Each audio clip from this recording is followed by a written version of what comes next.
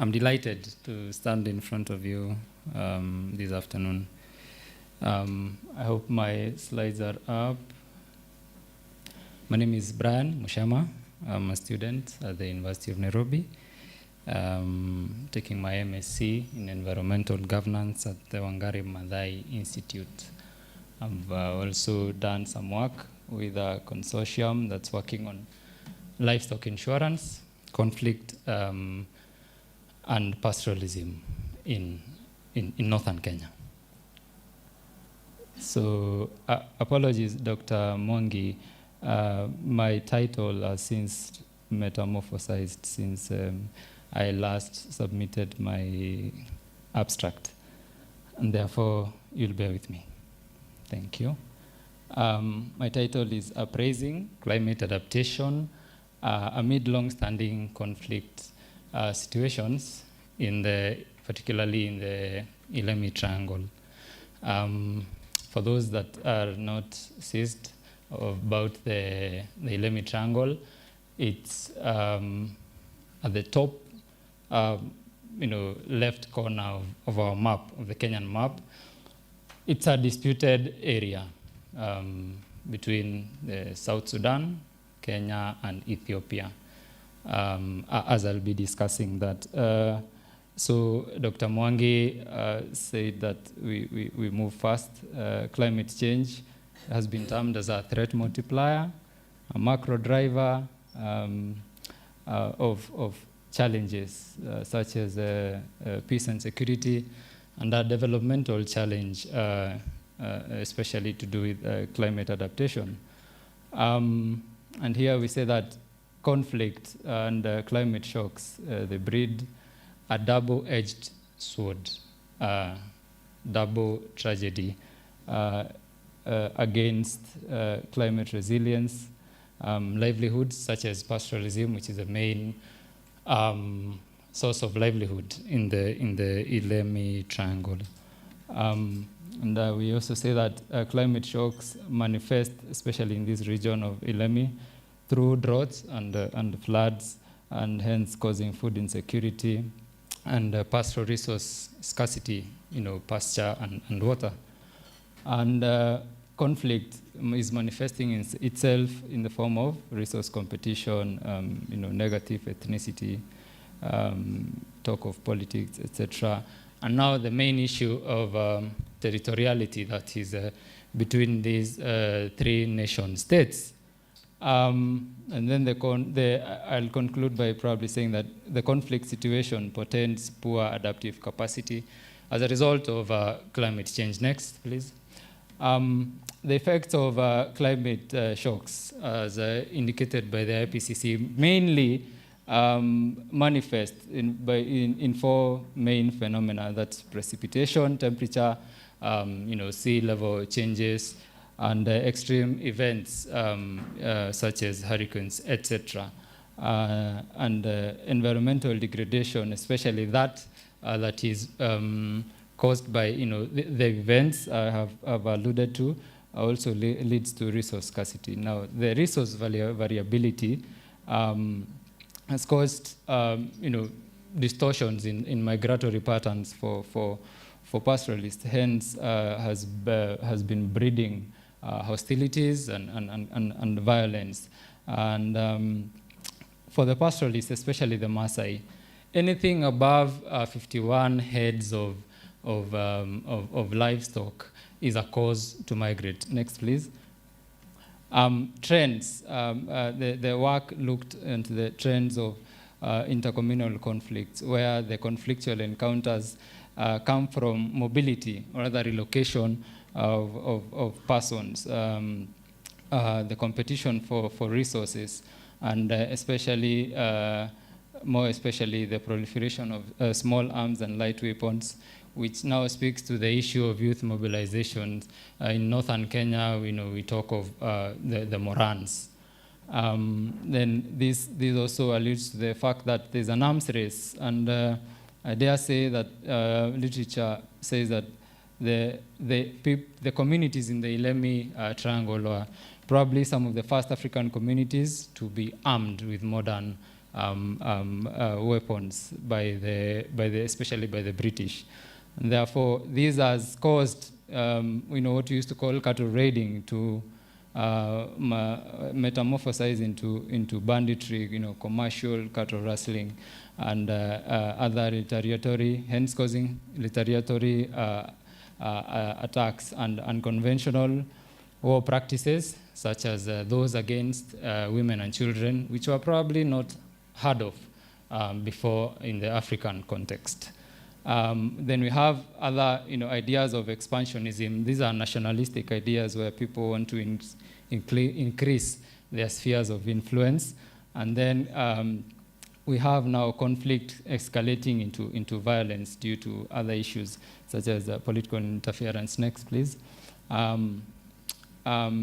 We have trends in international border dispute. I think I'll just do a narrative of how this problem of the Ilemi began. The British wanted to create some peace in that region because it's rich in pastoral resources, and so they kind of left it as a no man's land, so that the communities there share those resources, as it were. But as I've heard this term of colonial legacy being criticized very much today, but as the colonial legacy would have it, this no man's land would,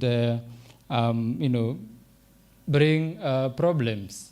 And as the dispute stands to date, there had been interventions, gentleman's agreement. I would want to assume that at one point Kenyatta go to talk with Haile Selassie, and Kenya was given the de facto administrative rights of the region. And then in 2011 comes South Sudan's independence, self-rule. And much as Dr. John Garang had agreed with Kenya that the region would continue to be administered by Kenya, they went back to the position of claiming this part of Kenya, or rather, I'm having a biased point of view. This land. Thank you. Next, please. On the map shows where this part is, as it also hosts communities such as the Nyangatom and Dasanech in Ethiopia, the Turkana of Kenya, and the Toposa of South Sudan. And I've described the narrative of how this place came to be, and how it has brought about the dispute. Next, please. I was not lucky to visit the field, but I've done a desktop review for this work together with my co-authors, and mainly content analysis. I was able to breed interpretation of concepts and narratives to draw inferences. Next, please. Three main key findings is that the territorial dispute and poor resource cooperation, as Alice also alluded to, is detrimental to the climate adaptation endeavor. An example is that we will have, or rather we continue having, a poor upscale and uptake of interventions, such as in the morning we were talking about insurance. Livestock insurance could not succeed in a conflictual environment. Events of climate change amidst conflict threaten livelihoods. I think this is a direct and to the point, that pastoralism might never be the same again under such circumstances. Then this will also hamper the achievement of many of sustainable development goals. Sorry for that typo. Then we have an undesired need for intensive and extensive development interventions. On to the next slide, conclusion. As I conclude, is that territorial disputations aggravate especially upon linkage, or rather their linkage with strategic, socio-economic and political prospects, such as the one of Ilemi Triangle, where there is also said to have, oil deposits. And then expansionist and nationalistic ideas go further to suppress climate adaptation.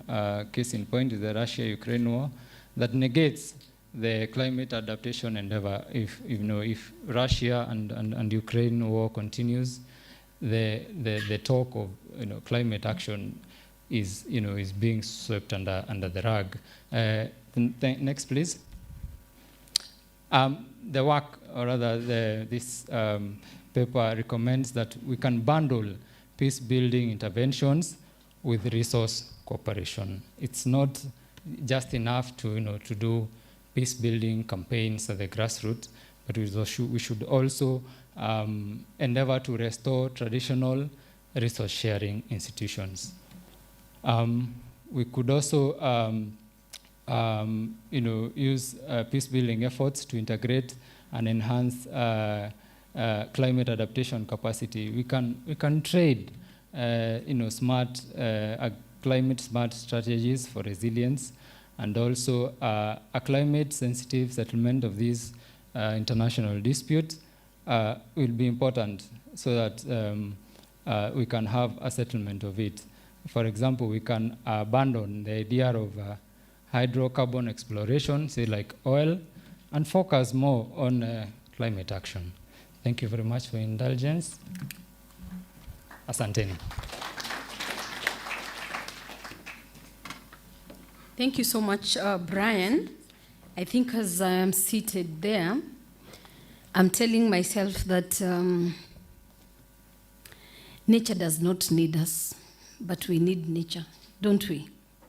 And for that reason, all of us must ensure that we manage nature properly. Otherwise, if we don't, it's going to manage us, because we are going to have to continue having conflicts every now and then. So Dr. Cliff Obwogi, Major, karibu.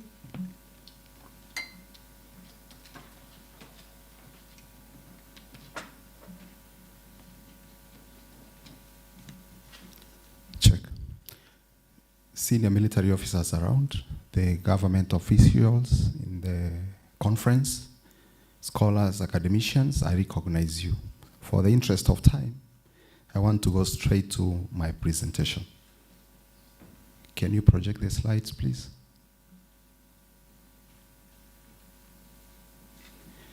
I am a researcher at the International Peace Support Training Center, and my director, Brigadier Joyce CTNA, sends her greetings.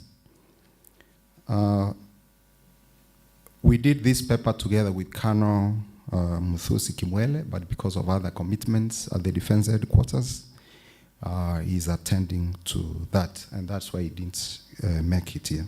So the topic is climate change and security, with nexus in the Eastern Africa sub-region, a case of Mandera and Wajir counties in Kenya.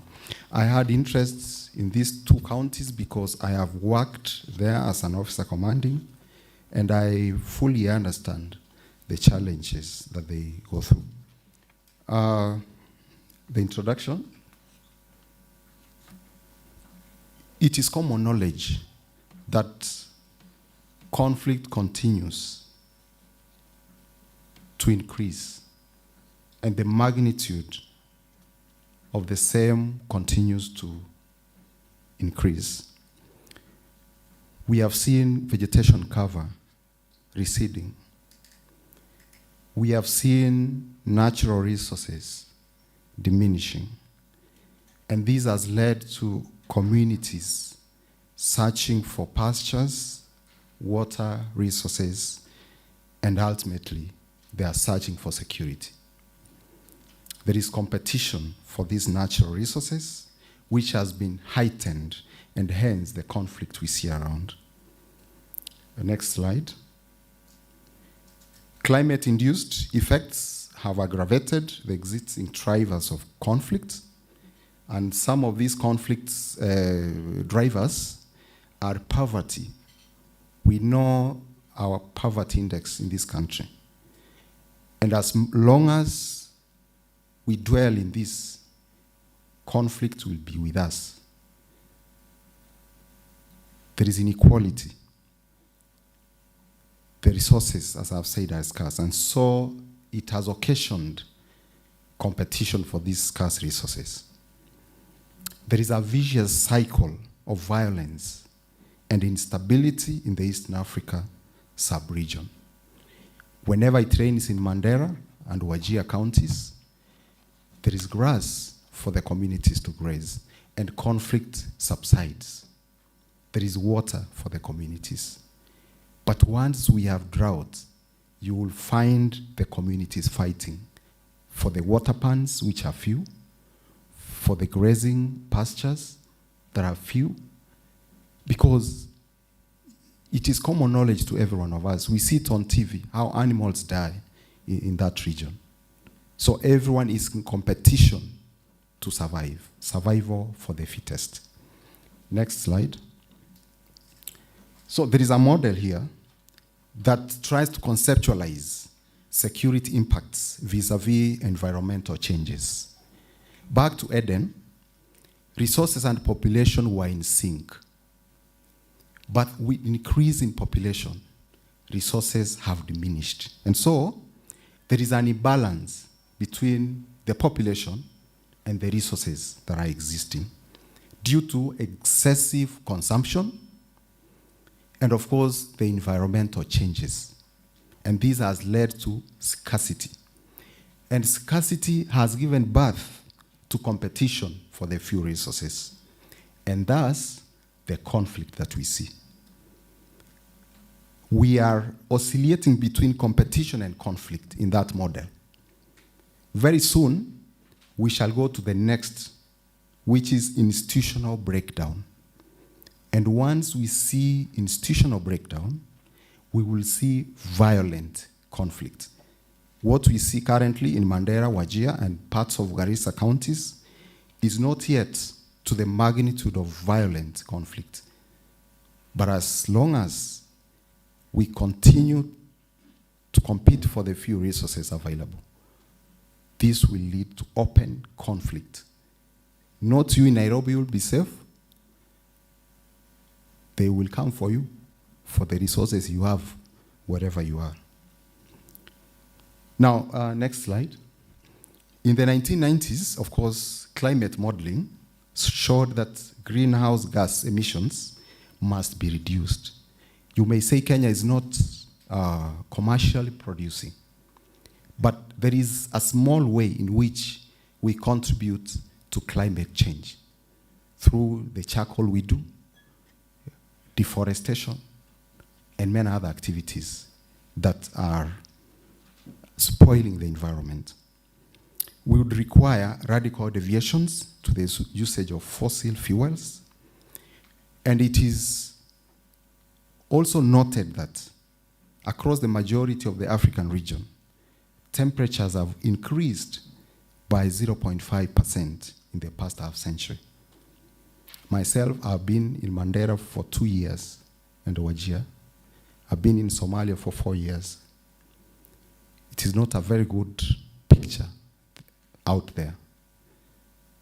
Sometimes temperatures get to 45 degrees, and this is going to be even worse. If you watched the news recently, parts of Nyeri and Meru are experiencing desertification. We have to take urgent measures to ensure that we alleviate these situations. Now, consequences. First, we will have droughts. Rather, we have droughts. And they are going to increase in frequency and severity. And it is projected that they will worsen, particularly in Central and Southern Africa. Desertification will diminish. I hope you are on my next slide. Will diminish the amount of arable land accessible to farmers. I have talked about Nyeri, which has been very productive, but parts of it are becoming a desert. Meru, the same. Isiolo. So we need to be aware of this. There is reduced agricultural production especially in semi-arid regions, and this has resulted in food shortages and increased hunger. An hungry person is an angry person.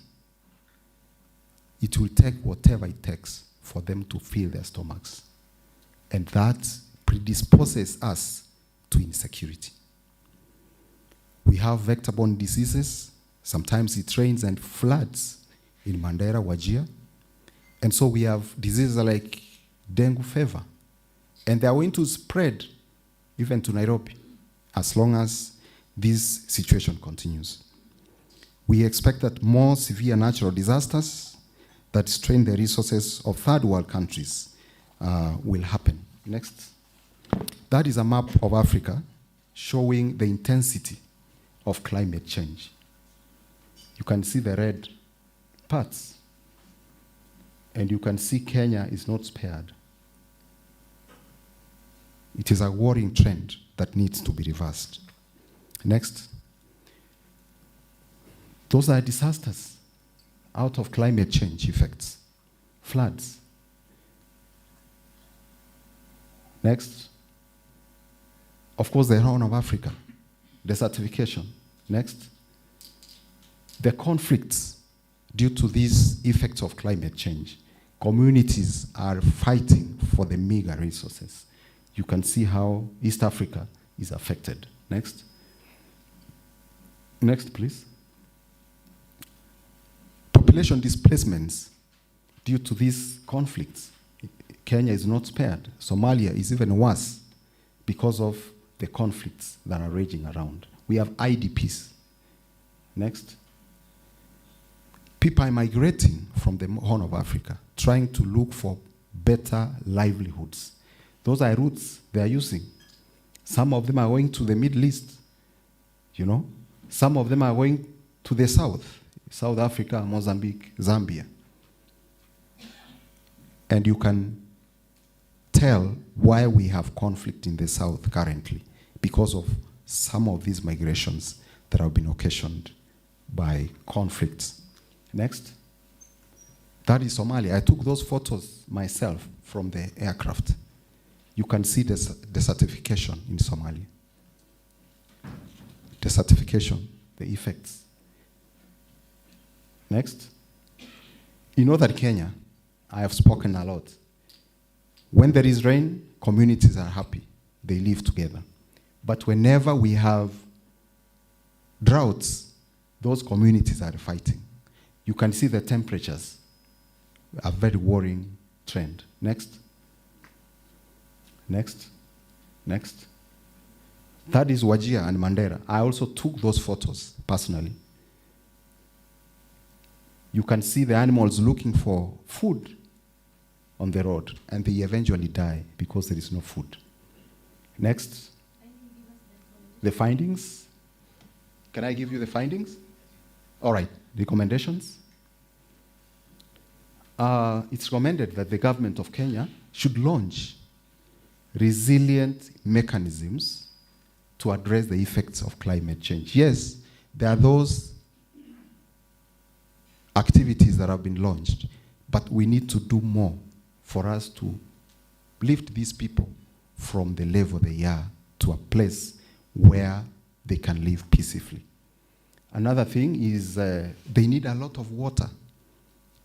NGOs, government, leaders, as you hear, can find ways to try and initiate projects in these communities so that they are able to overcome conflict. Government, of course, should collaborate with partners, locals, diversify production.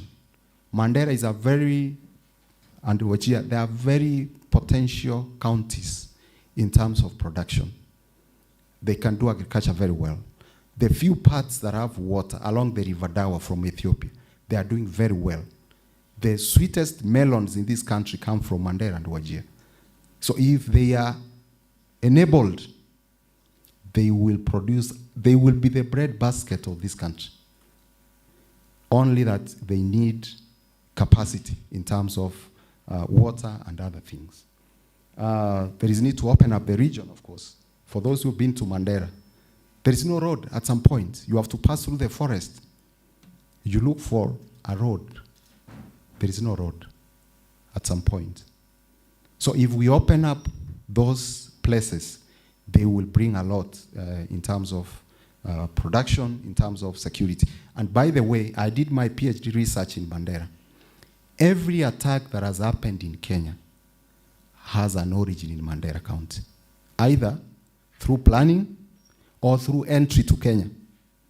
And so as long as we don't mitigate these effects, we will have conflict with us.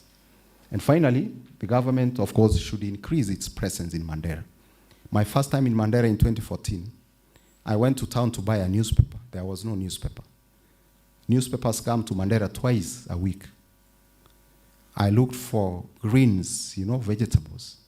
There were no vegetables. But thank God, there have been a few improvements. Now aircrafts can go there, and at least life is improving. And we hope it will improve even better. Thank you so much for being patient with me. Asante.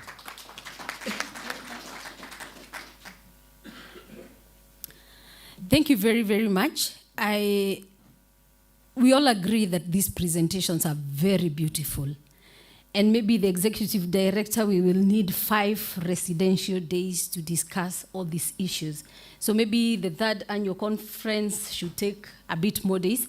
So we want to have our last presentation by Emily Masawa. 10 minutes, Emily. Kindly keep time.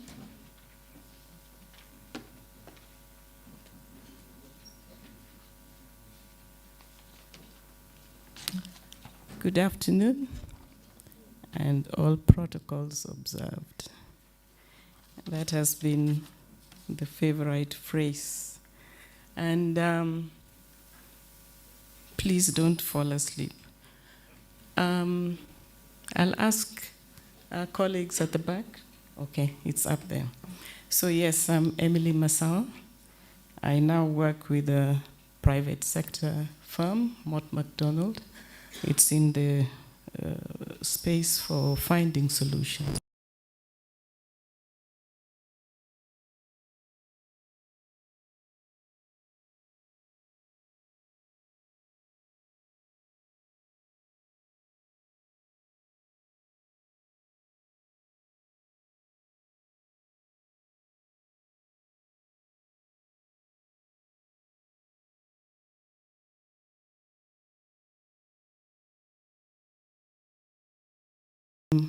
We can actually sit and discuss what took place earlier in the negotiations.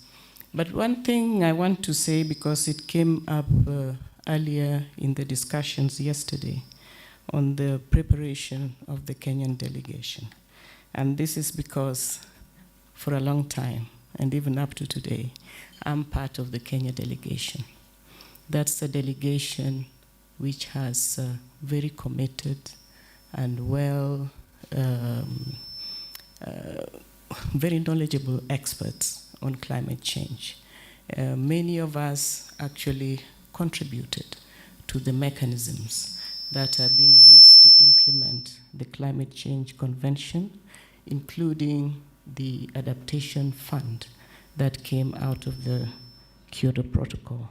So we have a lot that we can, as would be said, jivunia about. But yeah, I'll quickly go through next. I also gathered from my previous colleagues who were speaking here that they were given opportunities to pick topics. I was not given a choice. I was just asked to come and speak on the case of Sudan on vulnerability. So I'll be very brief on this. I will not go into the issues of the attribution of the problems that are taking place there. But what we have here and what you can see is a map of Sudan showing you how the desert has progressed. So you can see where it is in the blue line. That is where it was in 1958. And as of 2013, it had moved and even gone beyond Khartoum. So it is a very it's a country that is very adversely affected by climate change. When you look at the indicators, when you look at the Human Development Index, it's extremely vulnerable. You look at the Notre Dame Index, again, it's listed amongst actually it's number 7th in being most vulnerable. It's also one of the most hungry nations. So all the boxes on vulnerability are ticked for Sudan. Now going into the climate, and a lot of work has been done by FuseNet. A lot of you I heard talking about FuseNet that really do have a lot of data and information. That is, we look at how rainfall has been, the patterns have been changing in the Darfur region, including Southern Sudan, Professor. You can see a bit of it there. And you also see how the temperatures have been increasing, particularly the air temperatures, and these have adverse effects for water usage. Next. So I've given a few figures on how the annual precipitation has increased. Again, on Darfur, because that is a particular area of concern, and also looking at the temperatures over Sudan for the past 30 years, it has increased by over 1 degree since the 1970s. So, next. So these are the climate projections. You see agriculture and pastoralism. Those are very key sectors in this country. Reduced pasture, water for livestock. You see the water resources also reduced, coastal zones, loss of key ecosystems, and even there is reduced hydropower potential. Now, when you looked at that first map there, I think, no, it's the only map, you realize that the move by South Sudan to have left really was a big blow, and I think they are yet to really recover, because that's where most of the resources are. Correct me, Professor, but that's where most of the resources are. So this diagram we have here is just to show you some of the deadliest natural disasters that have occurred in 2020, and to show you that it's not only in Sudan that we are having these disasters. On the other side, we have, you can just see pictures of the impacts to various thematic, various sectors by climate change. But the one that I want to pick out is the impact on education. That's a school that has been flooded. And we see a lot of that not only in Sudan, but I think almost in the whole of Africa. And this is a case which I think we should be taking very seriously. Next. So I will now just move into the issue of climate change impact on children's education.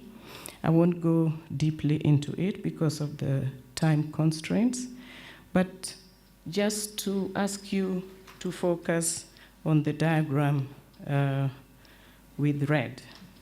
So you see at the top climate and environmental change, and you have both direct and indirect impacts. So you have destruction of education infrastructure, then degradation of learning environment, and then stress on water, sanitation, and health issues. On the other side, you have a negative household coping mechanisms, because with these impacts, you eventually feel the effects at the home level. Reduced physical and mental health, these are cases that have been reported, and increased migration in many cases because of the water levels.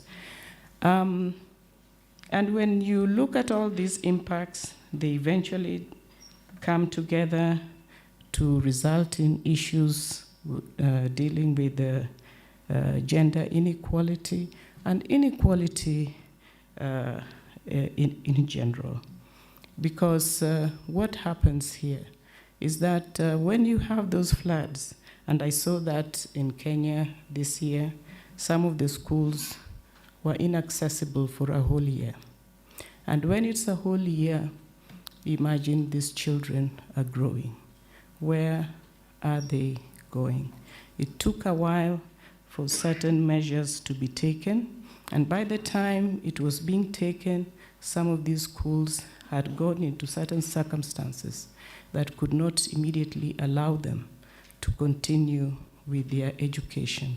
In fact, I have met a few that they had actually felt they were now too grown up to go back to school. Some of them went back, and when they went back, say, to class 3, the kids in class 3 actually called them mama, and that had serious implications. They dropped out of schools.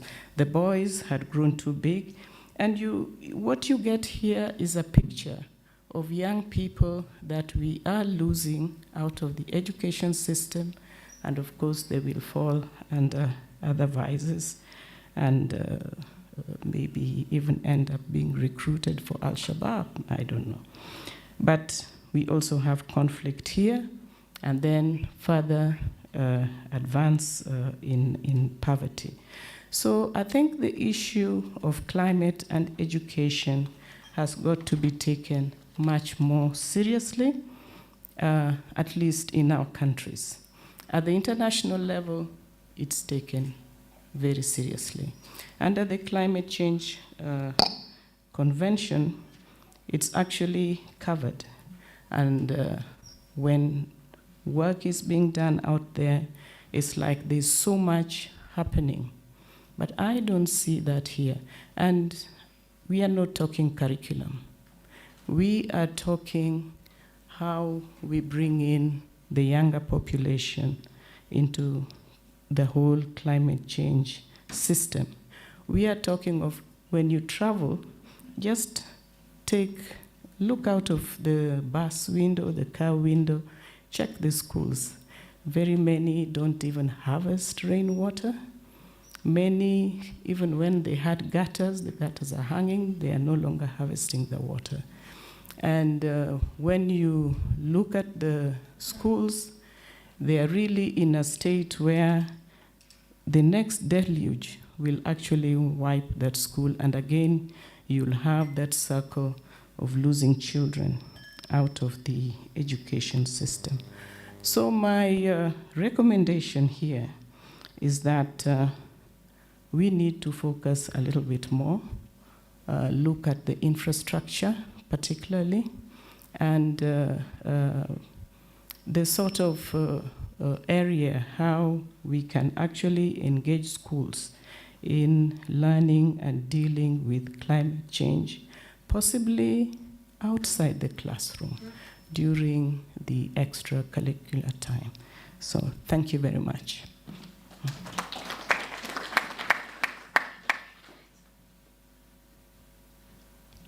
So, ladies and gentlemen, even before we invite the expert to give us his reflections, I kindly request that we give a round of applause to these great people that have presented.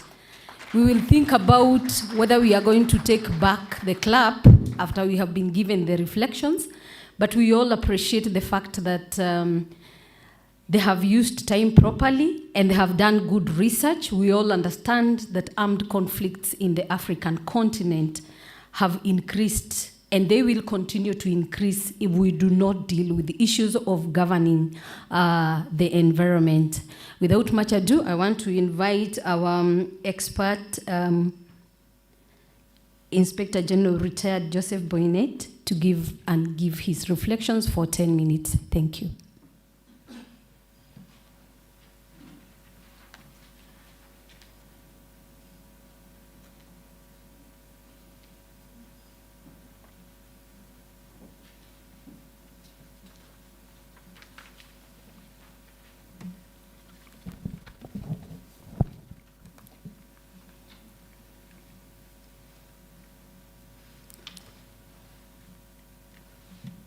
The leadership of this esteemed institution,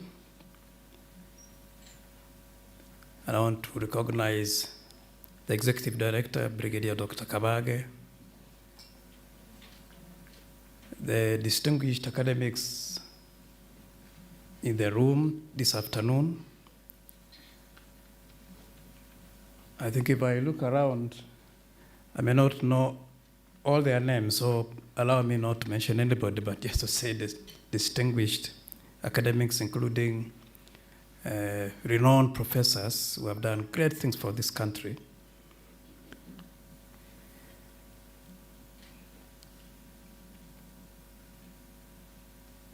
Senior officers from government, practitioners in the private sector, both in the academia and I would say practitioners as well. Conference participants, good afternoon. I propose to, I think I should have said all protocols observed, because I think that's the norm they go here.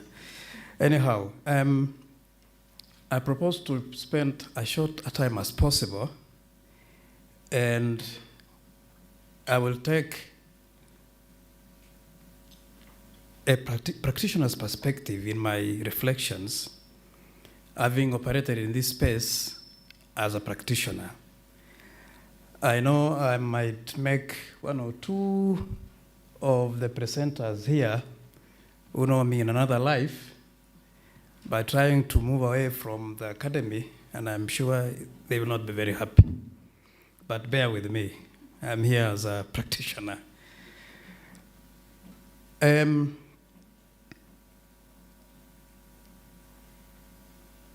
Alice gave an excellent presentation, and I was struck by the fact that she lived in the world that she described, and she's lived through the very reality of what climate change means.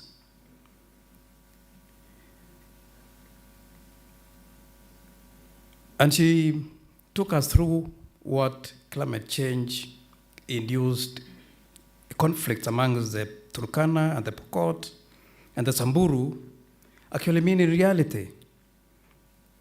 And I was also struck by a philosophical standpoint in that she quoted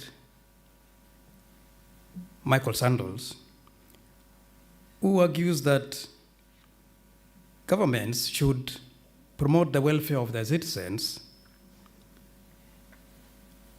by public engagement with the citizens, taking into account their own indigenous knowledge and beliefs, and that would promote a sense of belonging, not only at the local level, but at a macro level. And I thought that was quite interesting. And from a practitioner's perspective, when we were dealing with conflicts in North Rift, as a matter of fact, dealing with the very same community she spoke about, dealing with the communities themselves, taking a bottoms-up approach, if you like, in responding to these conflicts bore fruits. Because I recall being at one time confronted and being told, allow me to speak in Kiswahili, hiyo maneno yenu ya Nairobi sisi hapa hatujui. Hiyo sheria yenu ya Nairobi hapa sisi hatujui. And I was being told that right in the middle of Tiati. a place where you get there and you wonder whether you left Kenya, you are still there. I leave you to fill in the remaining dots. So it is true in argument, in a presentation, that indigenous knowledge geared towards promoting environmental conservation and mitigating climate change that will promote or prevent unnecessary conflicts as well as peaceful coexistence is important. So that we do not design strategies that take a top-down approach and expect to get answers. The folks in the villages, in the communities, in the kraals, in the bomas, quite often know much more than we know in Nairobi. And therefore, I thought our arguments were quite valid in the context of what we are discussing in this conference. How would we deal with climate change to promote sustainable development in our region? The second presenter, Mr. Anwar Abdel-Fattah, spoke with passion about climate-driven crisis in the East African region. And his central argument, his thesis, was that climate change is contributing to fragility in its very, very many manifestations in the region. And he outlined many of the real impacts that we witness every day in our region arising out of our failure to apply workable strategies to mitigate climate change. And I will just cite just one or two. In his reckoning, he spoke about forced migration that results in fractured societies and fractured kinships. You got someone is in Somalia, another one is in Nairobi, another one is in Canada, another one is in Australia. And the consequences, I think, are subject for another conference. Refugee outflows that I've just spoken about that cause pressures both on the refugees themselves in very many ways, as well as the host communities. We are all very much aware of the difficulties this country has had to contend with in hosting refugees in Dadaab and other camps in northeastern, in Kakuma. And quite often we hear of discomfort on the part of the host communities. But sometimes we hear that the host communities are happy with the guests, and some of them actually register and pretend to be refugees because of reasons that I guess will be for another conference another day, not today. And his proposal was, or his recommendation was, that there is need for closer cooperation amongst East African states in the combined effort to deal with climate change if we are to realize meaningful, sustainable development in our region. And in this respect, I thought that was the very same reason why IGAD, IGADD, was created a while ago. You recall the Intergovernmental Authority on Drought and Development, which later transitioned to IGAD, Intergovernmental Authority on Development. Drought was, to my mind, unwisely dropped, because we still have to contend with the droughts. Maybe we may have to bring it back to give us a sense of urgency in dealing with these issues. But anyhow, I thought that was an example, a very real example of what this region has tried to do in grappling with climate change, obviously with a view to encouraging or promoting sustainable development. Brian Muchema, I thought he a very, very interesting young person and gave me a lot of encouragement that we have lively and very vibrant young scholars. And the future of this country is very, very bright, and I'm sure Professor will agree with me. He gave us a very interesting paper entitled, a very interesting title, Wet or Dry, Climate Change-Induced Conflict in the Ilemi Triangle. And his desktop findings, he confesses he's never found time or, didn't go there. Showed them a lot of interesting facts. That the frequent conflicts between the communities that live there, whether they're Ethiopians, South Sudanese, or Kenyans, that is Turkana, Nyagatom, Tasanaj, or Toposa, the primary drivers is because of historical reasons that he characterized as colonial legacy, that the British left it unsettled because they thought it would be a very nice reserve bank of Nyasi wakati wa ukame. But leaving it that way has created a lot of unnecessary contestations over who has access and who has control at two levels. At the level of the communities themselves, who do not care whether they are Ethiopians, South Sudanese, or Kenyans, they simply want the grass. And at the other level is an unsettled question of international boundaries. Where does the boundary lie? So his primary argument is that the unsettled question of boundaries is contributing to this recurrent conflicts amongst these communities.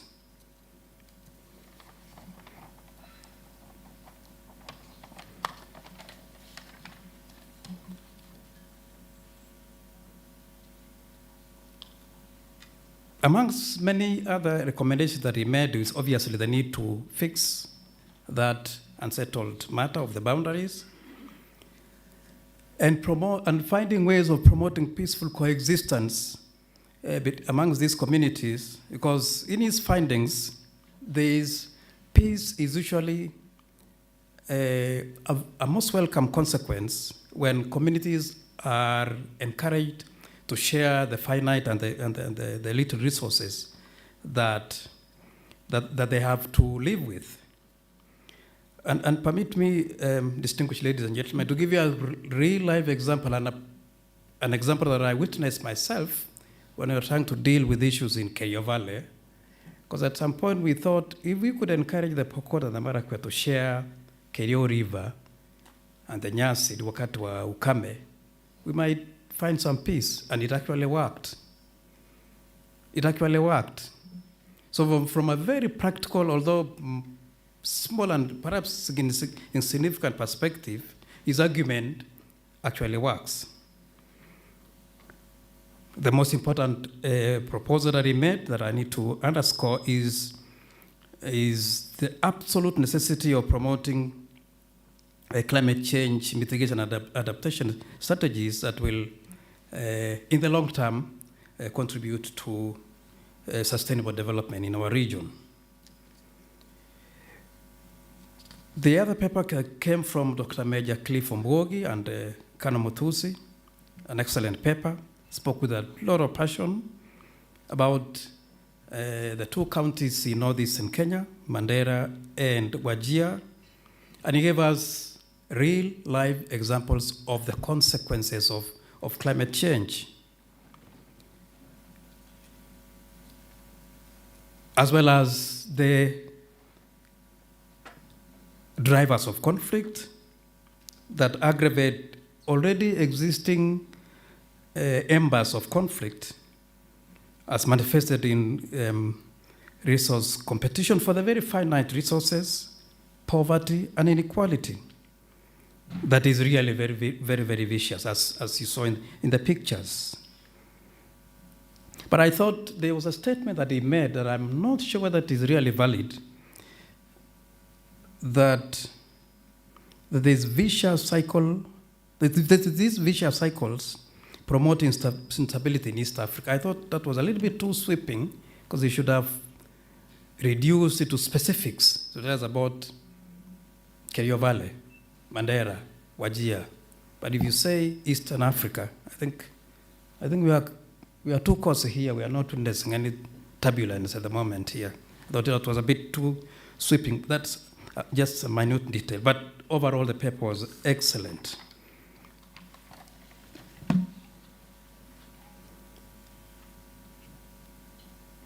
What was also striking was his argument that whenever there's an imbalance between available resources and the population, you get consequences, I think, of, should I say, as argued by Malthus in his theory of population.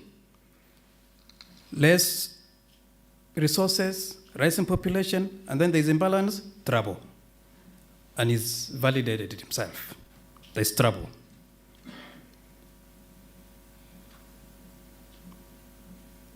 Manifestations, extensive destruction of the environment. And he cited the march downwards, down south, of those very dry conditions.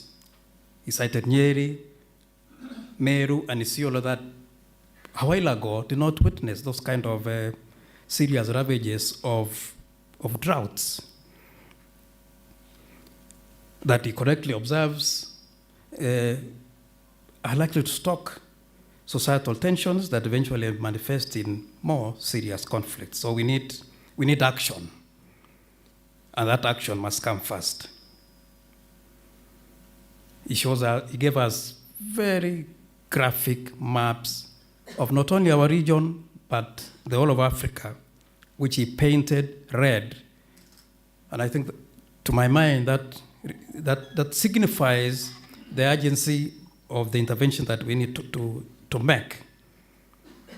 And I dare say at this juncture, from personal experiences as well, as a practitioner, that the conflicts in North Rift, permit me to be talking too much about North Rift because that's where I come from, are largely induced by failure to mitigate climate change. And the earlier we recognize that fact, and the earlier we begin designing interventions around those issues, the better. And I guess it will give us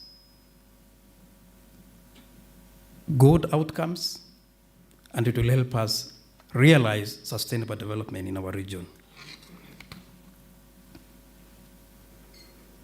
His recommendations, I thought, were quite valid, that there is need for greater intervention by government,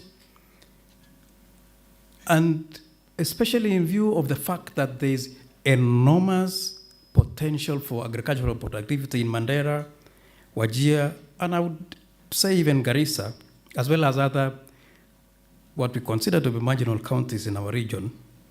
And I completely agree with Imeja that Mandera actually produces the sweetest melons, the sweetest oranges, and other fruits that I've chewed them myself. They are really very sweet. You cannot find them anywhere like that. I think the next place I ever had melons of that type was in Khartoum, Sudan. They have sweet melons. Unfortunately, I may not travel there if I wanted to go there tomorrow. But I will get there one of these days. And that will help us open up the region. Opening up the region means by way of finding meaningful ways of mitigating climate change, and it will give us will promote sustainable development, not only in our country, but in our region as well. I'll be snappy on this one. Lastly, a paper from Emily Masawa, brief, snappy, and to the point, focusing on the Sudan, give us a geography and the climatic conditions of that country, and in very graphic terms showed us the southward march of the Sahara. So when it shows up next to our doors, don't get surprised unless we do something pretty fast. Because I guess it's not going to stop at where it is now. It will continue coming southwards unless we move fast to act. She focused on its impact on education. That is a manifestation of climate change. And I thought it would have been better if you took perhaps an in-out approach so that you tell us how does it impacted on the Sudan itself before taking, is it an inverted or the funnel shape, the funnel shape system? I'm getting it mixed up, but anyhow, I'm sure she got what I mean. It would have been, if we got the micro of the Sudan, then the micro of the whole world, then I think it would have made us understand what climate change, or how climate change impacts on education. If it was there, I'm sorry I didn't get it.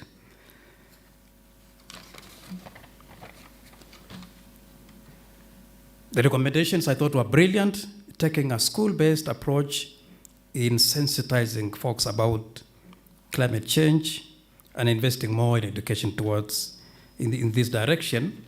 That will obviously help us in mitigating climate change, that will promote sustainable development, not only in East Africa, in Africa, and should I say the global South, so that we can catch up with, quote unquote, the North. Then we live happily, as some novelists used to say, happily ever after. I thank you very much for listening to me, and God bless you.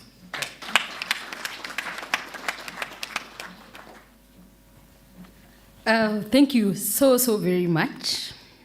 I pray that none of you is given an opportunity to moderate such, because you cannot wake up to tell the person to sit down. You know anything can happen. So you must be very careful. So I wanted to stand up, but I was not able to do it. But I'm glad that you have given us a very elaborate reflection on the same. I actually feel like he has asked all the questions that all of you wanted to ask. But I know that the presenters have picked the issues that the expert has raised. We are short of time, 10 minutes, I should believe. And we will only have 15 minutes, Dr. Asembo, for the question and answer. And where you feel that it is a comment, kindly, you don't have to respond. You can have it to refine your paper. So for 15 minutes only, kindly, if you have a question, if you have a comment, I'm going to reserve mine. I'm going to ask it at the end. So any question, any comment from anyone? And there's something that came up very strongly about the youth inclusion and participation in environmental governance. So I'm going to be a bit biased. If there are youth that want to ask any question, in the morning we were asking for gender, but if there is any youth, if you consider yourself youth, I am not defining it in terms of age. Let me see. Dr. Orenjo is not a youth. So the tech team, kindly, the mics. So we can start with the lady on that table. She's both youth and lady. I'm glad to take it all. My name is Anab. So I hope you're hearing the presenters. Sorry, am I audible? Yes. My question would go to Major Cliff Oga.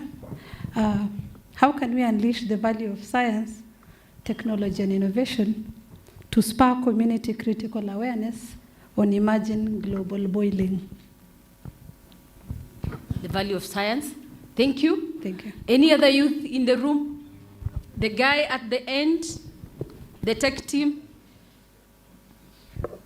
Okay, thank you. My name is Clarkson Lugusa, and my first question will go to Alice Keru.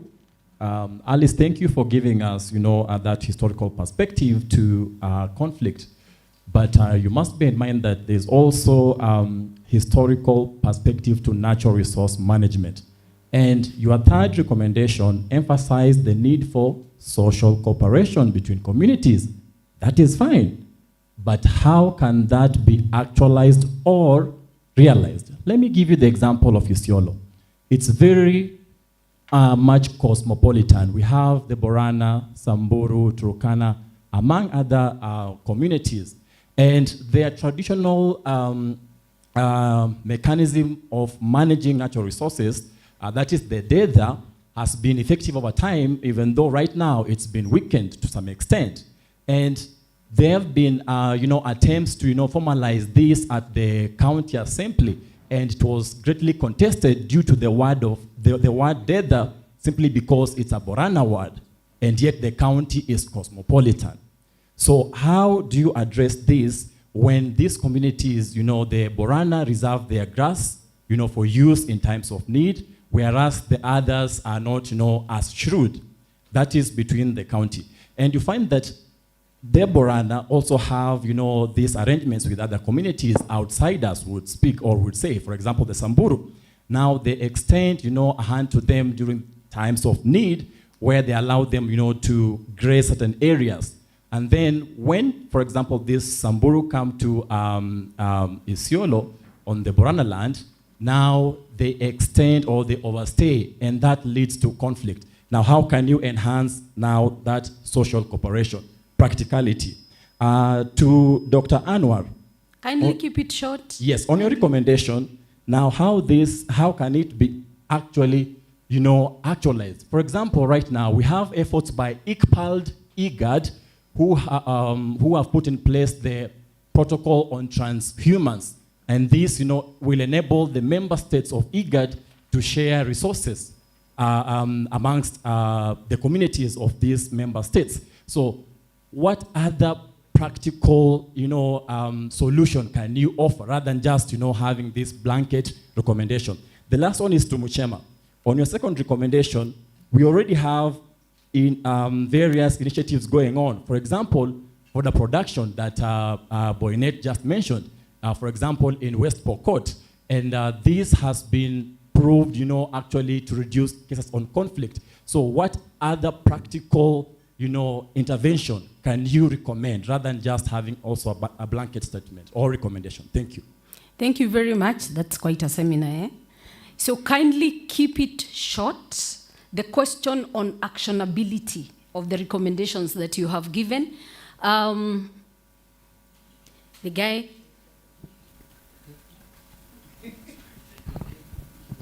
Thank you. My name is Michael Horeria. Mine goes to retired IG Boynet. Thank you for the good summary of the presentation. Mine to you is because, one, you were in charge of security services, and when we talk about climate action, climate change, and the effects thereof, the North Rift, which you had mentioned, comes into play. There is a general security position, and conflict has been there for quite a number of years. And there are various historical challenges with the area, not only climate change. Maybe you'd wish to comment on the same, because there's the issue of the economics of the region, there's water resources and fighting for the same, there's a pasture issue, cultural issues and differences. I think we have the Kapedo Triangle, and we have the Suguta Valley. So it may not only be climate issues. Maybe you just wish to comment because you have a history of the area. Thank you. Thank you very much. Two more last from this side. Yes, Dr. Kiri.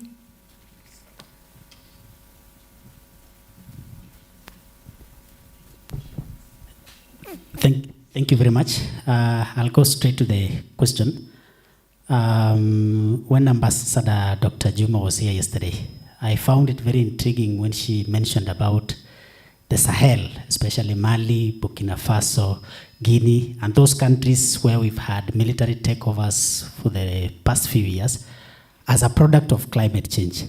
Unfortunately, I didn't find an opportunity to ask whether there is a broader or a better nexus. And now that the deputy advisor is here, I wouldn't mind if I get a tip of that. Thank you very much. So the last one, last but not the least, it is exactly 3:30, and we have another session that is coming, and I'm told that we must finish within the time. There's a last one. Maybe we will ask Dr. Orenjo, and then we can go to the last one. 10 minutes. So we have been given 10 more minutes. So Dr. Orenjo. Thank you. Mine goes to Major, and it's very brief. One of your recommendations was that the government should increase its presence in those two regions. And I find this to be paradoxical, because are you suggesting that there are no government, because they have both devolved and national governments? If you take Mandera, for example, I believe there is village, sublocation, all those units are there. So unless you are talking another way of something else than just government presence. So please, if you could clarify. Thank you. Thank you very much. Al, at the end. Yes.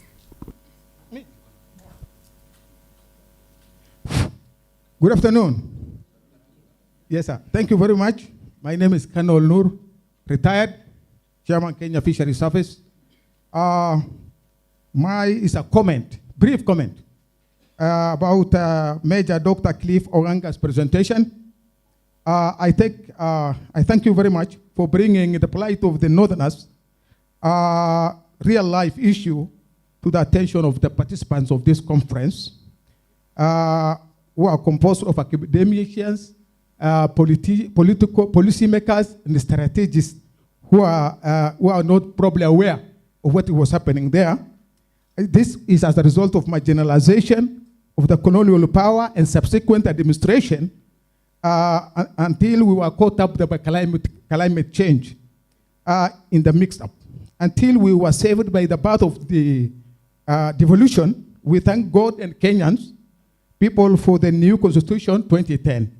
We used to say, when we are coming from those two regions where he has just mentioned, the two counties, that we are going to Kenya. But now we are saying we are in Kenya. Thank you very much. So thank you very much. Any more question? Professor from South Sudan.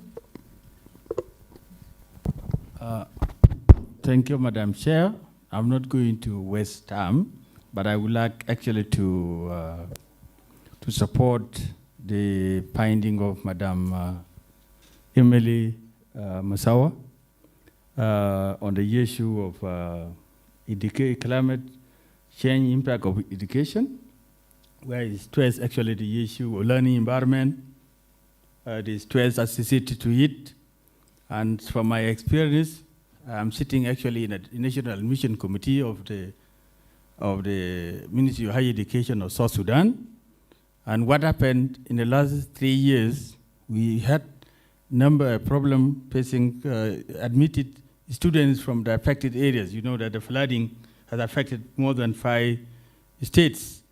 And we only find a very few students applying for admission because their education, their learning environment has been disrupted by education. That apply also not only for higher education, but also most of the schools were totally damaged, especially in Unity State, Warabi State, Jonglei, and some part of Equatoria. So it is actually also, I thank you very much for looking at it from that angle. It's really another very clear effect. I don't know how was it in Sudan, because also Sudan was affected. We have seen in that area, you didn't went deep into this because the topic was Sudan, but I'm quite sure it has also had a very great effect on this in terms of learning environment, but also the facilities and so on. Thank you very much, Madam Chair. Thank you so much for the comment.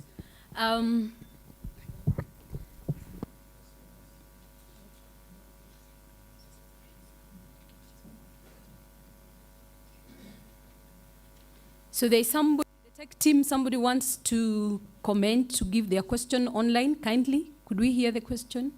The tech team.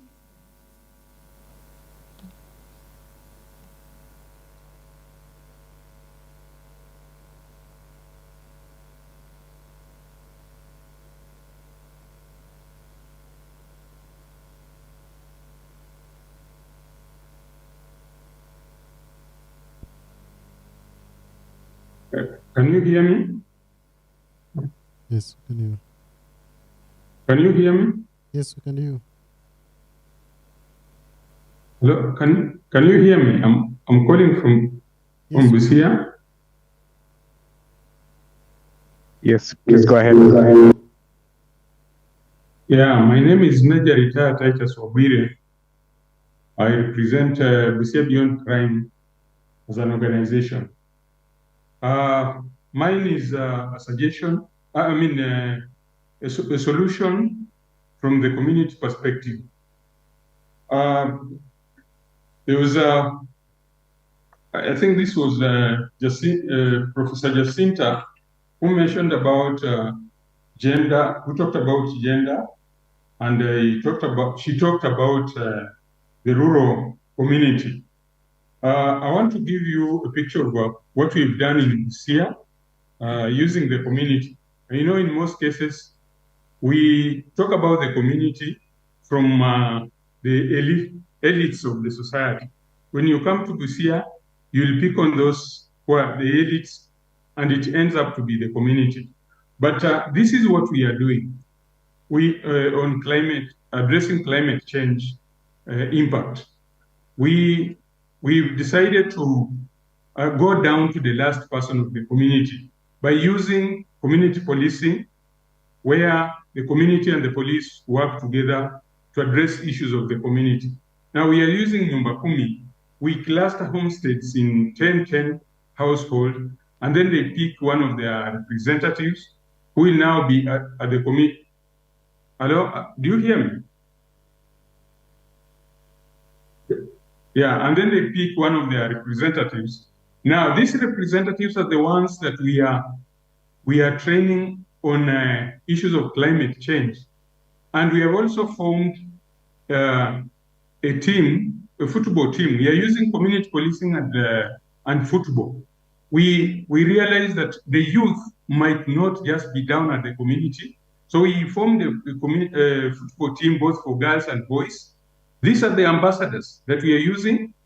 When they have a match, they pass the information to the community. And we are using also football because it is a big industry to create opportunities for this youth. So when we have these messages during matches, they are cascaded down to the community. So I would wish that the conference, as much as we learn from India, you learn doing here down in Busia, and it can be replicated elsewhere. Because when we have structures in the community where we have Nyumba Kumi, you find that every community member is reached. And in the process, when we talk about addressing the impact of the climate change, every community member is reached. And you find that the community will embrace it and they will protect the existing resources, and they will also go out to mitigate the risks that are there. And on the government policy, I would suggest that the government does it the way the president of Botswana has done it. The president of Botswana has taken up the issue of drought, not as an emergency, but as a permanent feature within the budget. So it is something that they have taken it up as using the government, the national budget to address it, other than as emergency. Otherwise, I would wish that GLOSEPs come to the benchmark in Busia. Thank you very much for giving me this opportunity. Thank you very much. I hope that the presenters and all of us have heard. And if I can summarize what he has talked about, the question of inclusion or inclusivity of everybody. In the morning we were talking about gender. This afternoon we have talked about youth. We are talking, yesterday Dr. Handa talked about the veterans and mainstreaming climate change within our policies, not as an emergency, but as something, because climate change is an enduring question that keeps coming up.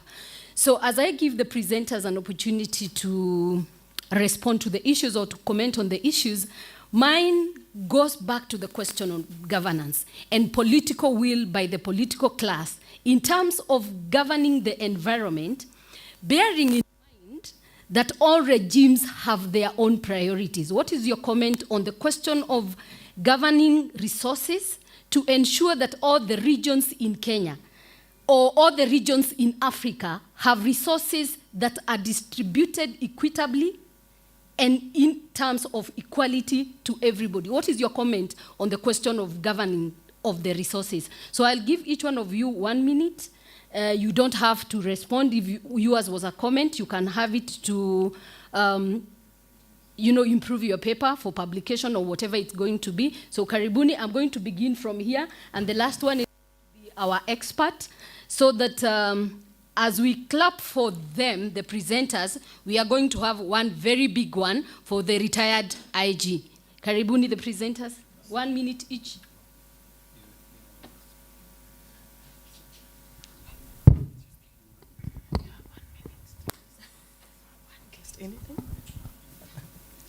Thank you very much, facilitator.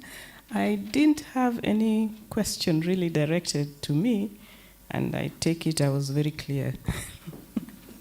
But just to say something on governance of resources, which you asked, I think that is a problem that has been recognized even up from not only our communities, but right up to the global level. And I can talk on the issue of the loss and damage fund that is being still worked on. Now, if you look at the proposals coming in, you begin seeing that there's a factoring of the role of the local and the people at the grassroots, because that is where you have the loss and damage.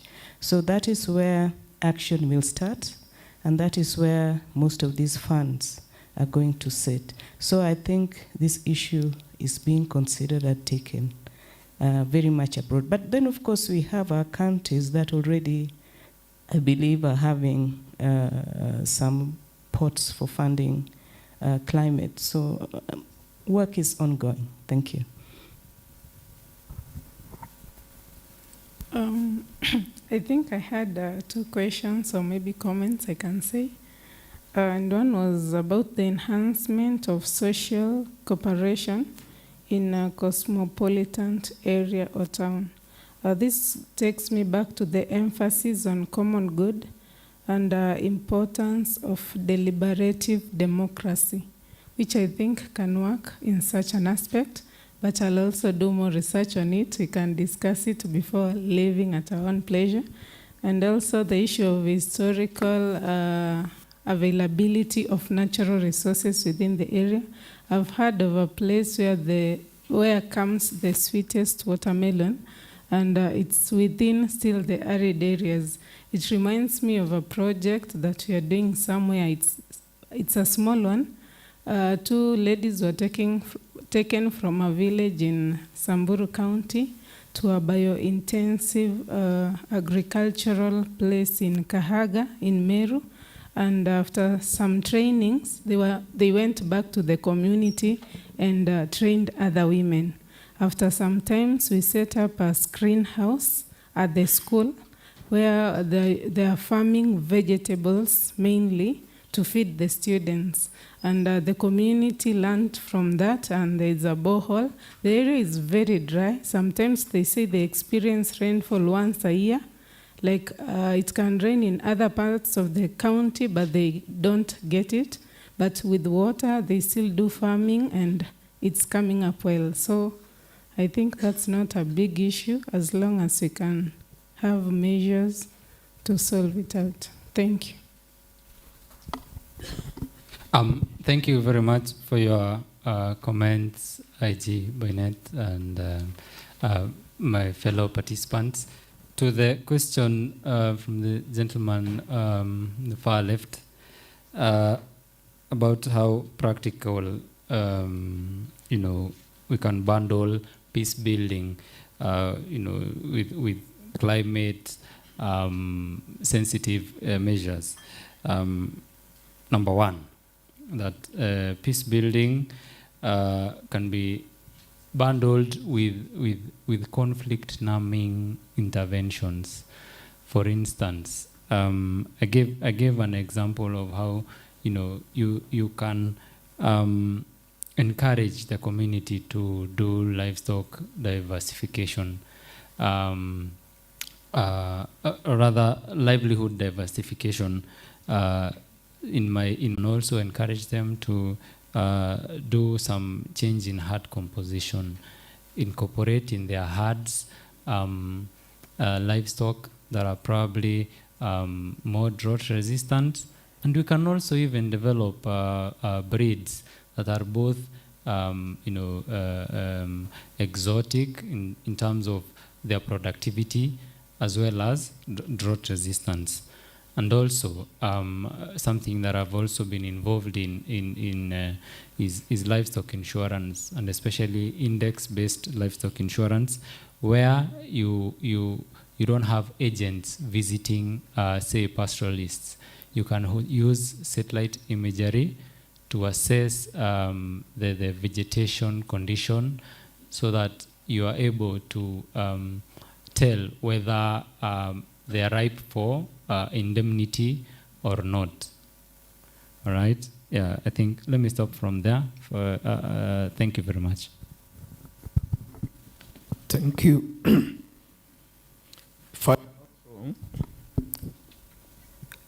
I was asked one question regarding on shifting from a blanket recommendation to factual, if I'm not wrong, without plagiarizing. I think without reinventing the wheels, the already assigned institutions like IGAD, there is a drastic need for expediting and urging to redouble their efforts. The reason I suggested to collective and also integrated efforts to tackle these pressing issues, I mean, the region has been fragile for many decades, and the recent protracted conflicts in Ethiopia and the ongoing confrontation by the Somali government against Al-Shabaab will highly likely urge a second and third wave of migrants. So my recommendation is they have to have a collateral, they have to have a collective effort as well as collaboration in order to refrain from another wave of migrants. So that's the aim of my recommendation. Thank you for the opportunity. I want to thank Colonel Retired Noor for the good comments about my research on Mandera and Wajir. That is the reality. I want to speak to Dr. Ranger, who was my lecturer at the university, that I proposed greater presence of government. Let us see Mashujaa Day, being celebrated in Mandera. Let us see Devolution Conference being organized in Mandera. Let GLOSEPs organize for the next conference in Mandera. So government is there, yes, both devolved government and national, but there is need for greater presence of government so that they feel they are part of Kenya. Actually, they will ask you, where are you going? You are going to Kenya. That is when you are coming to Nairobi. When you get to Mandera, they ask you, where have you come from? From Kenya. So they need to feel part of this country if we are to move together. With regard to my sister, I didn't get your name, sorry. At IPSTC, which is a college of National Defense University, Kenya, we have a master's program called Crisis Response and Disaster Management. I would ask you to find out and register. You'll be able to be taken through the procedures that can help, use science or ICT as an enabler to be able to practice smart agriculture in Mandera and Wajir, be able to find the mechanisms of improving the livelihoods in Mandera in terms of climate, mapping, disaster prediction. Artificial rain is done in Dubai. Why can't we do it here? We are importing oranges from Egypt. Why? Egypt is more a desert than Kenya. We can do better. I know there is a saying which says, if you want to go to the moon, you aim at the sun. So let us aim at the sun as we go to the moon, okay? So that is very possible. Let us embrace science and ICT as an enabler. Thank you.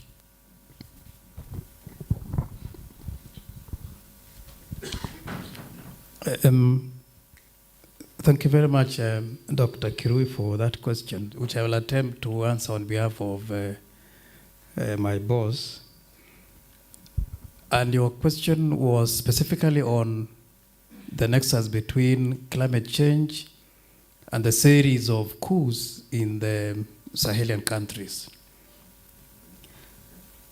The current coups are a consequence of a number of factors that include, firstly, climate change, as denoted by the southward march of the Sahara, and when the folks there cannot or do not have sufficient ways of dealing with the deteriorating climatic conditions, then the next consequence definitely will become conflict. So there are enduring conflicts amongst communities there that have perpetuated insecurity, whether it is in Mali, Niger, Burkina Faso, Chad, as far southwards as Mauritania, although Mauritania is not too badly off. And there is evidence to show that that instability is also marching southwards, as evidenced by the activities of Boko Haram in Nigeria. It is in some respects, besides governance issues and perceived, whether it is real or perceived, marginalization in the Nigerian polity. Same troubles are being faced in unlikely countries that include Cote d'Ivoire, as well as others that have of a little Sahelian belt within their borders. So in sum, what I'm saying is this: yes, principalities as a consequence of failing to mitigate climate change. There are obviously governance issues, serious governance issues, and lots of questions around,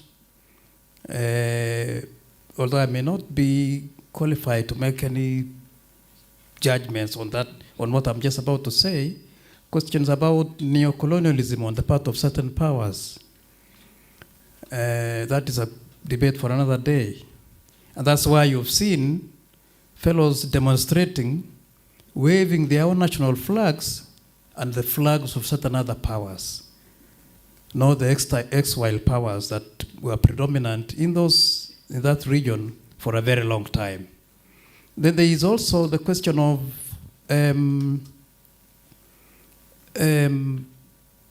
transnational crime. And it comes in many forms. There is transnational terrorism. There is international criminal groupings are very much alive there, and they have found safe havens because of the absence of any form of governance in those countries. Then there is also other criminal groupings that focus on trafficking in human beings, trafficking in drugs, trafficking in all manner of stuff, from sub-Saharan Africa through the Sahara up the the Middle East and onwards to Europe and in different other directions. So there is a confluence of all manner of negative influences that find excellent and very fertile grounds to operate. So what happens next? Accusations of government inefficiency, inadequacy. Then you have coups against coups, another coups and counter coups. I think we need perhaps a longer engagement with the Daktari so that I can know what he knows and he can know what I know. I thank you very much. So, ladies and gentlemen, we have come to the end of this session. Allow me not to give a conclusion, because if I did, I would take another 20 minutes, and it's already 4. So I request these distinguished speakers to remain seated as we stand. All protocol observed, kindly. Let's stand. All protocol observed. We appreciate you. We want to tell these distinguished presenters and our experts that they have done a very good job. So we want to give them flowers. 4 factorial. So we will do this way. 1, 2, 3, and 4. We go. 1, 2, 3, and 4. Thank you very much. I know you have exercised your bones. So thank you very much. Kindly, I give this mic back to Dr. Asembo as the speakers leave. Thank you.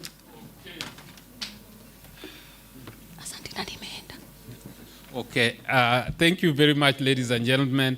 Let's give a round of applause to. Yes. Dr. Mwangi, you now understand why I introduced you as our last born. Because I knew nobody would nail this session. The duty of the last born is to take care of the homestead when the other siblings have left. I knew nobody would nail this session the way you have done it. And in fact, you made it the final. And we really appreciate you. Thank you very, very much. I know we have finally come to the close of this conference. Before we move to the next session, do we want to take 5 minutes health break? Yes? Then we come back and close. Our keynote speaker for the closing session, Professor Wandiga, is with us here. And I know he is very much eager to close. But we could take 5 minutes health break. We come back, and then we close. Yeah. Thank you.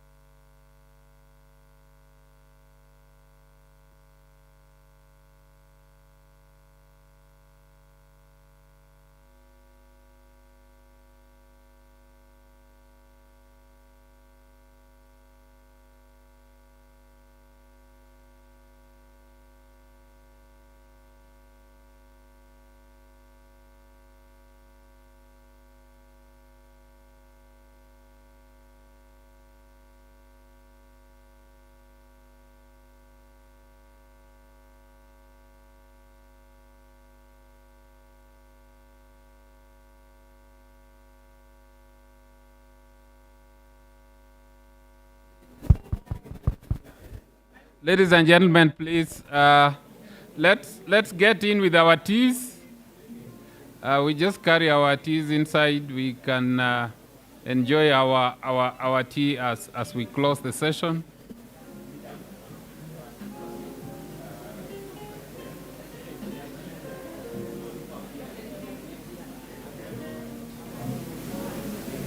Our closing session will take very few minutes, so we can enjoy our tea after that.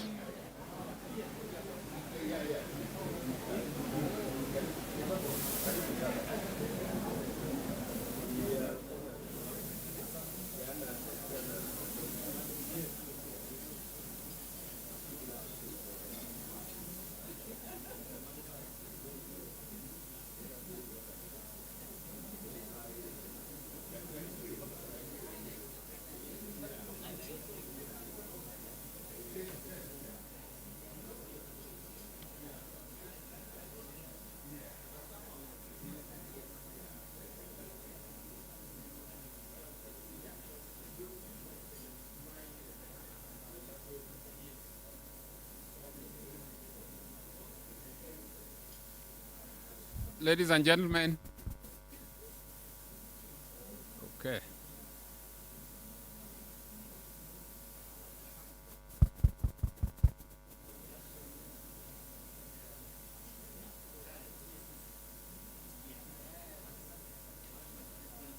Yes.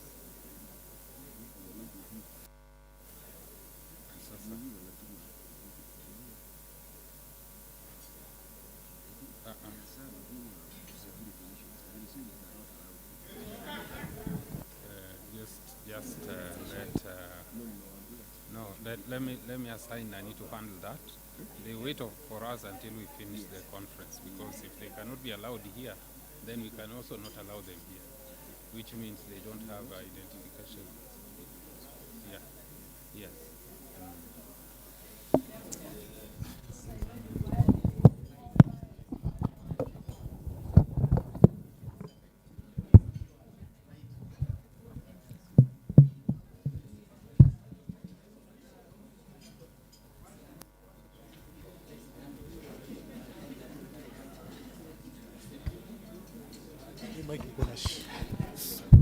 So, ladies and gentlemen, good afternoon once more.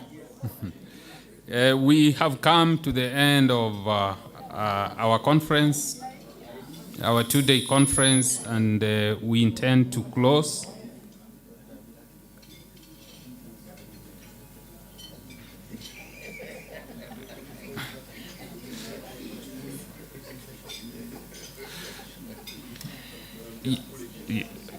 Okay, we have come to the end of our two-day conference, and we want to close. But before I move to the closing session and invite our executive director to take charge, I want to make an announcement to all our presenters and this congregation that somebody asked a question that what does the leadership of the forum do with all the views that have been raised here? So one immediate thing that we do with all the ideas is that we encourage all the presenters to publish their papers with us. This is a document that we produced last year on our first inaugural conference. We call it key speeches and conference papers. And so any presenter who would like to publish with us, please just polish your paper, and we encourage you to do so. Polish your paper and submit it to us, and we are going to publish it in our conference proceedings. And thereafter, we shall disseminate. We disseminate this to policymakers and any other interested party. Publication with us is for free. You don't need to pay the $200 or the $300 you pay with the international journals. No, with GLOSEPS, we will publish your paper for free. And so that is one takeaway from this conference. On behalf of the management, the leadership of GLOSEPS, I'd like to take this opportunity to thank you most sincerely for giving us your time. What we requested for is your time, and you gave it to us wholeheartedly, and that is why you remain most valued and quite precious to us. We thank all the moderators, we thank the presenters, we thank the discussants, we thank all the participants, we thank all our technical team, and the hotel management, and everybody else. Of course, the director will his motion, but on my behalf, it has been wonderful, it has been thought-provoking, it has been inspiring, and personally, I have gained, but as GLOSEPS, I know you have pushed us to another level. And allow me to take this opportunity to invite our Executive Director, retired Brigadier Dr. Kabage, to make the final remarks. Welcome, sir.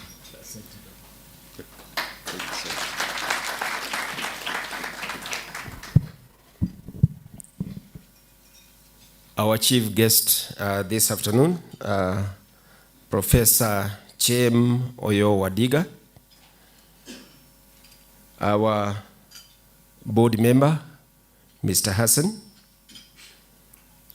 our Council of Advisors, members present, Professor Jologe, IG has left, members of the diplomatic corps still with us, our fellow GLOSEPS staff, distinguished moderators, expert discussants, and presenters, invited guests, ladies and gentlemen, good afternoon.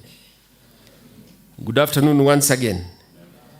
Yeah, I want to echo the words of the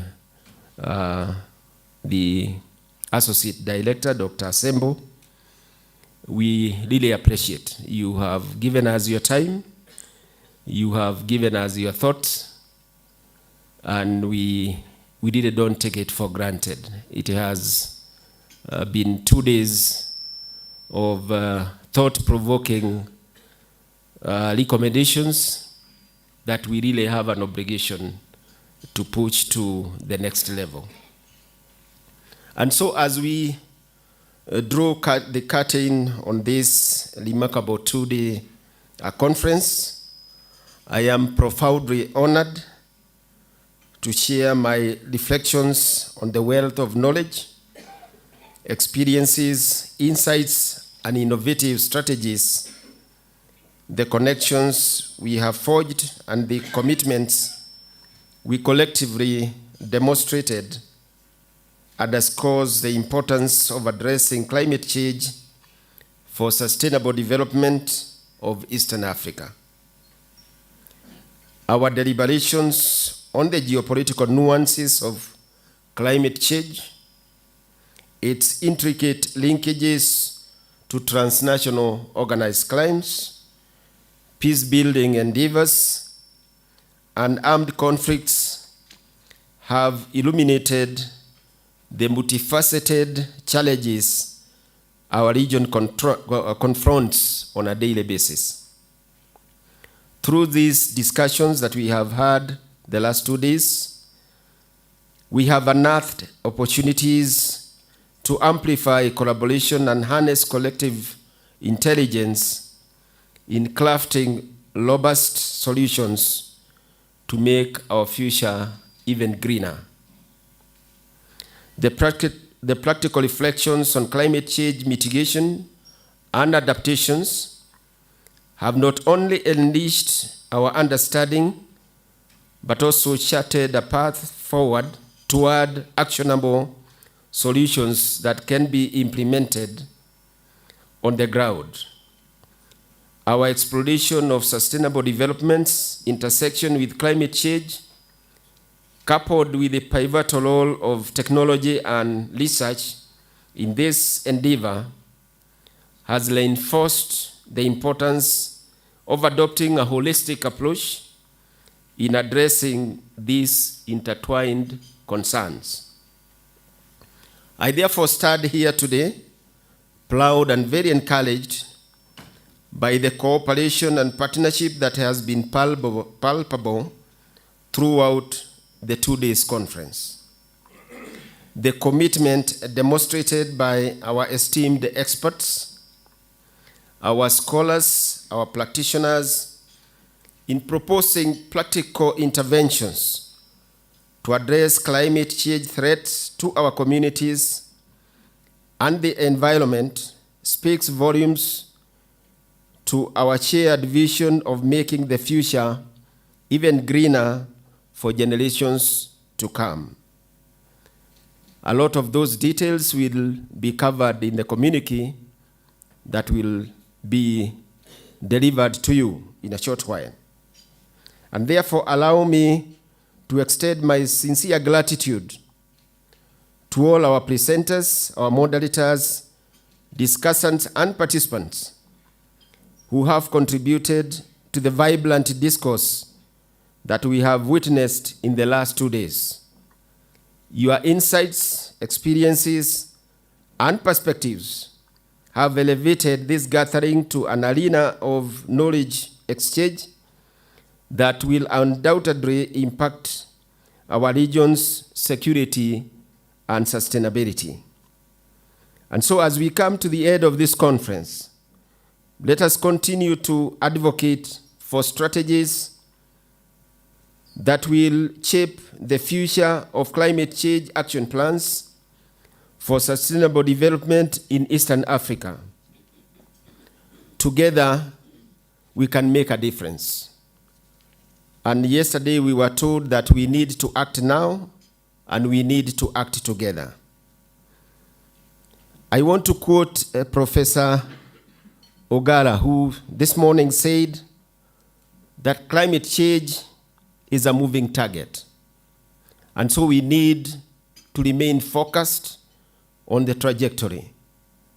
As an institution, GLOSEPS, we promise to remain focused on this vice climate change.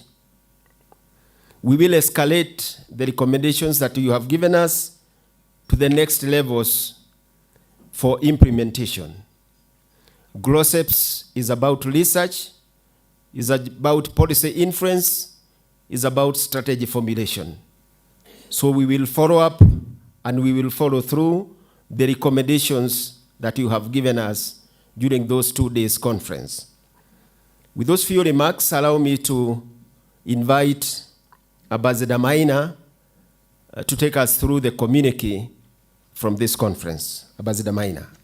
And I will then come back and invite our chief guest to close this conference. Karibu.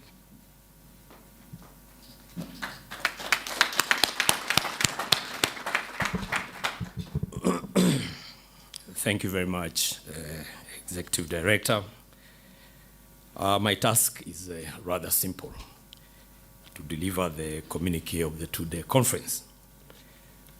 Professor Shem Wadiga, our chief guest, Brigadier retired Dr. Robert Kabage, the Executive Director of GLOSEPS, Mr. Hassan Baha, GLOSEPS board member, moderators, distinguished participants, ladies and gentlemen, good afternoon. I have the honor to present the communique of our 2 days conference. The GLOSEP second annual conference on shaping the future of climate change action plans for sustainable development in Eastern Africa was held from the 22nd to the 23rd of August 2023 at the Villa Rosa Kempinski, Nairobi, Kenya.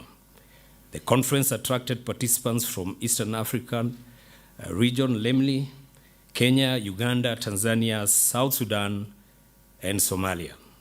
It also involved participants from far beyond the East African region, including Zimbabwe, Israel, India, and Italy. The conference highlighted the following key areas to shape the future of climate change action plans for sustainable development in Eastern Africa. And I will enumerate them as I move on. Number one, climate security nexus.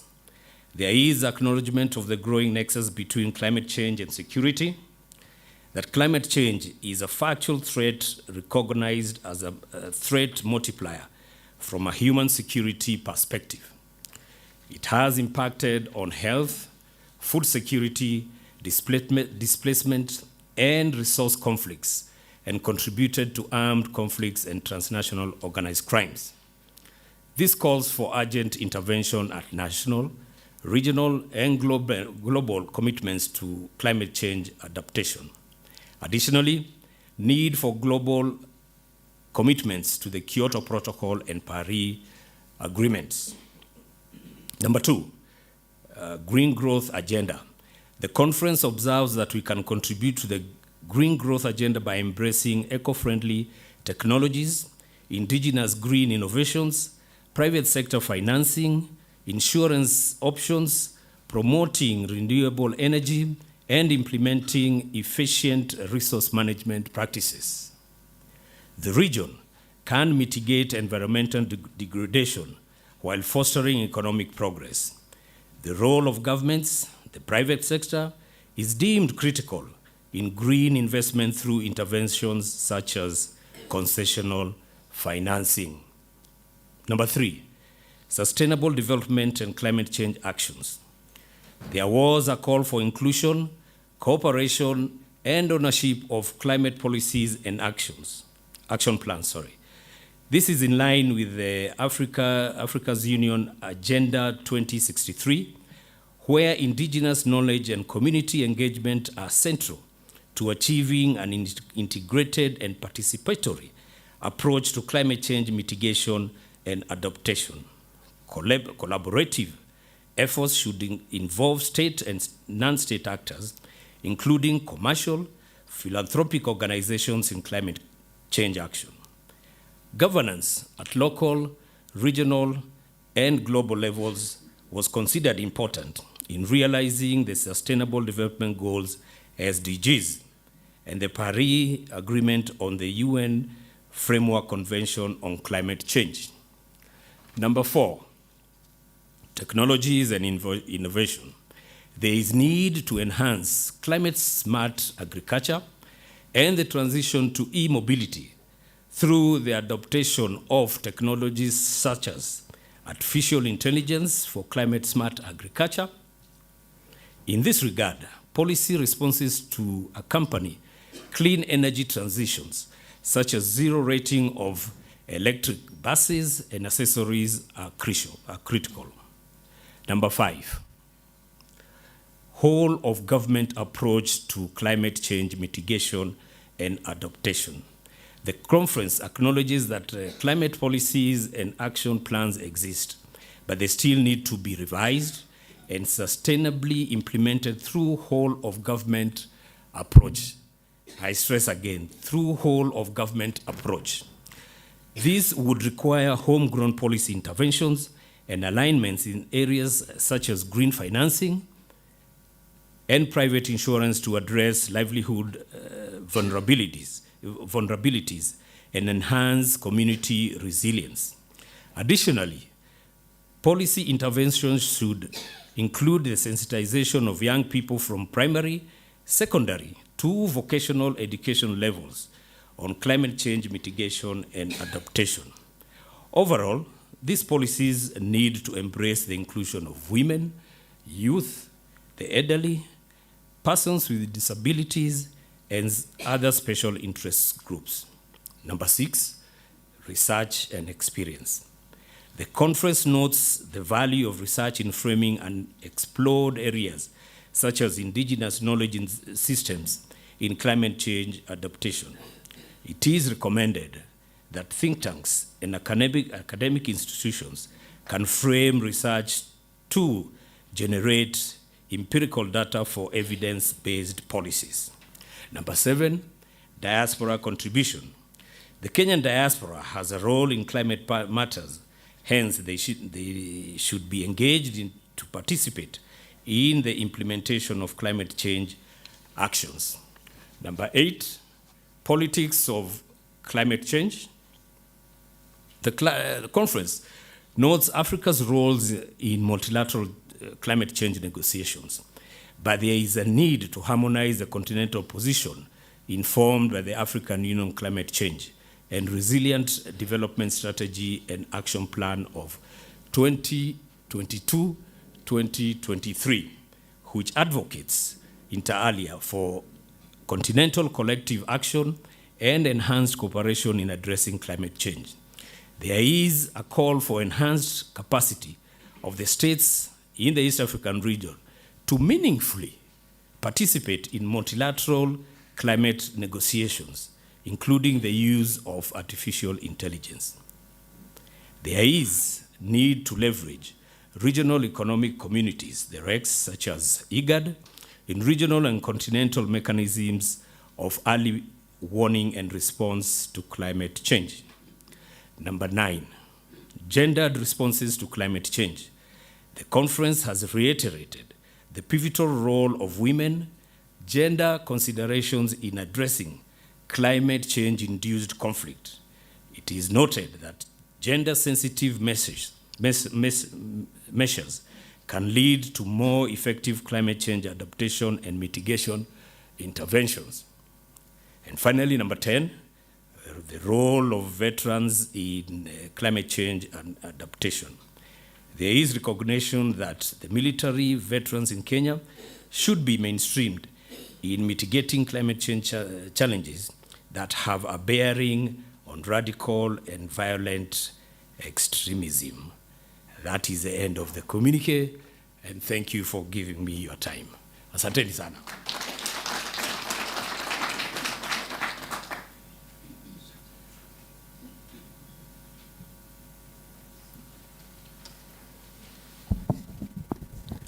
Finally, Excellencies, ladies and gentlemen, it is said that all good things have got to come to an end.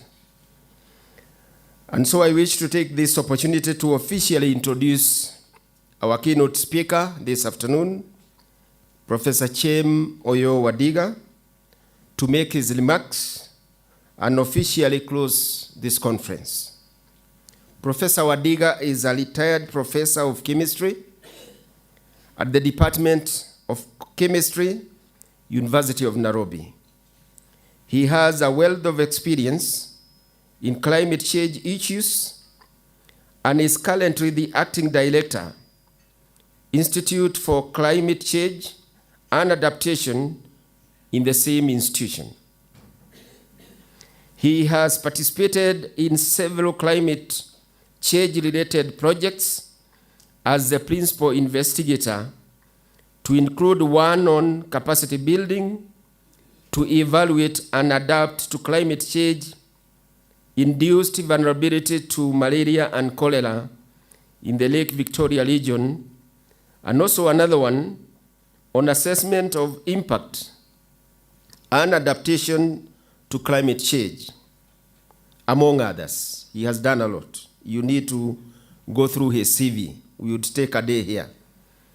He is also widely published in this area of climate change. Please, therefore, I request that you join me in welcoming Professor Chem Oyo Wadiga to deliver his remarks and to close this conference officially. Professor.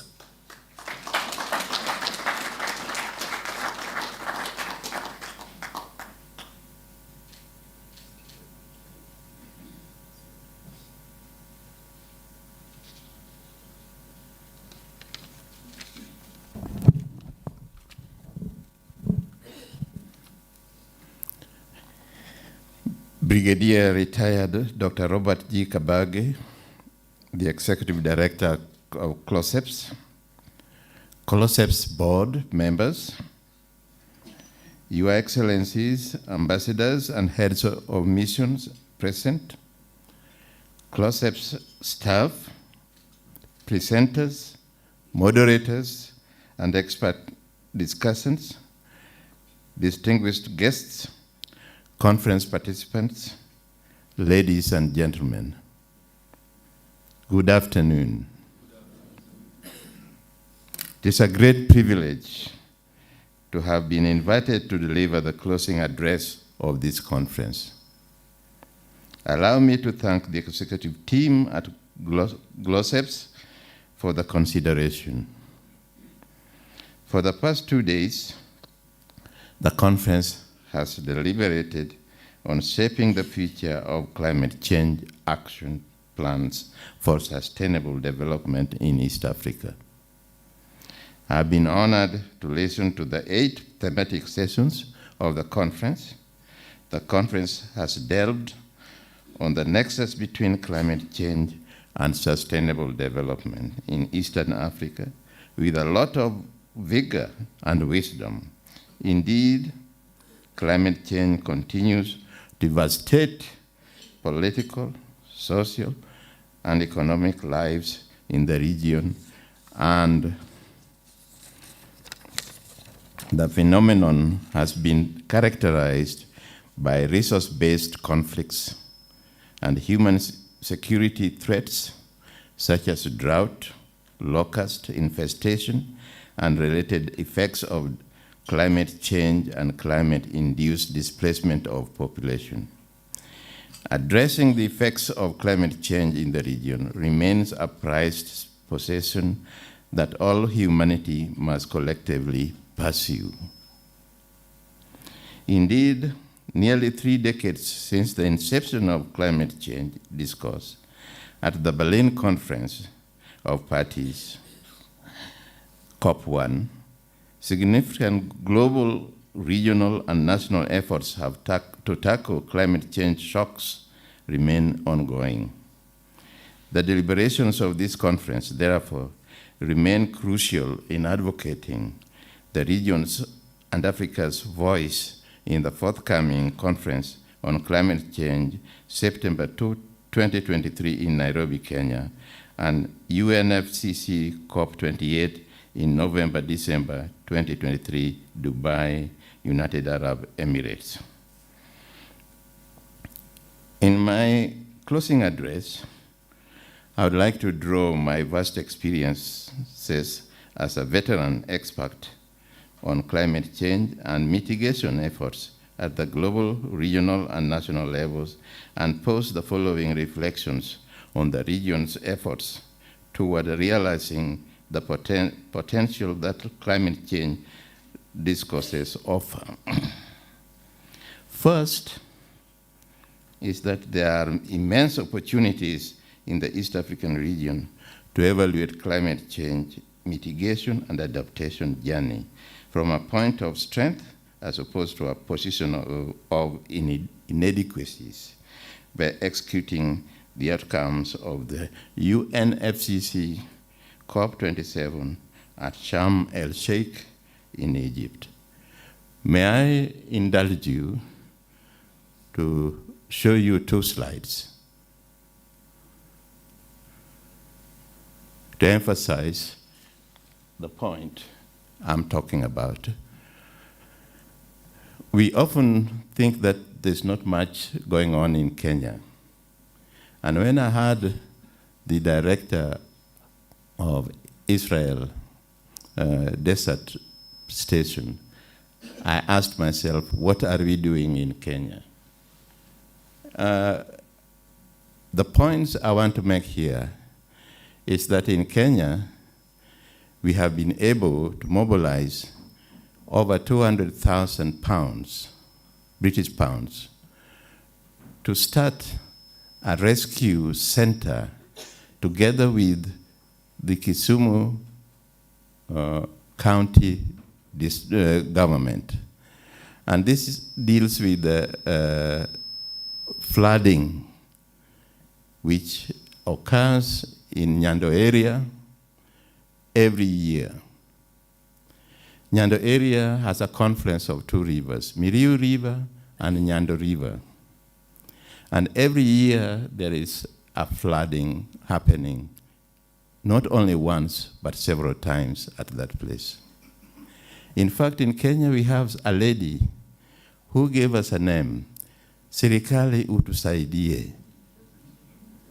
She comes from there.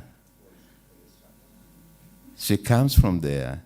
And in that request, the government has been slow.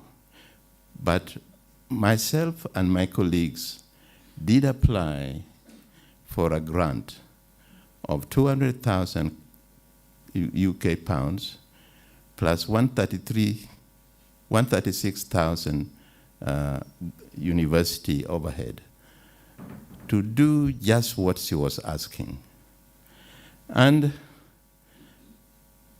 we plan to have a rescue center built at Kanyakwar, Ogenya, in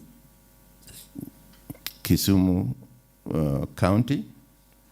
It will have hostels for female and males. It will have a training area for any of you who wish to come and train the people there. It will have an infirmary, administration area, meteorological center, silos for food storage. Food is going to be stored from the community. We will build silos for them to store food so that when they need it, they can get it. And it will be a solar village, so the solar technology will be fully applied, and it will also have water wells.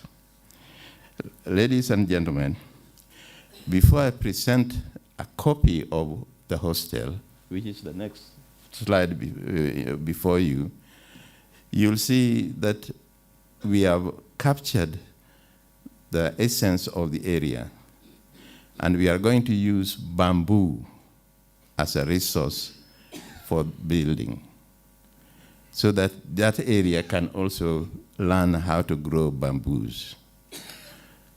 We are hoping, against all hopes, that this becomes a national example of rescue centers.